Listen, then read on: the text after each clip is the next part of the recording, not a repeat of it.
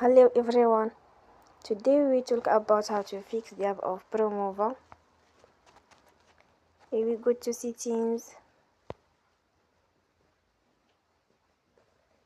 then we click on apps. After that we search the app Promova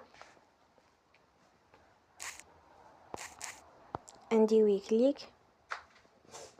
They will on for stop. After that we go to storage, then we click on clear cache.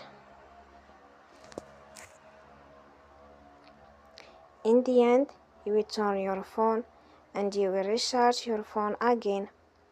Don't forget to support us by like and subscribe. See you next time and thank you for watching.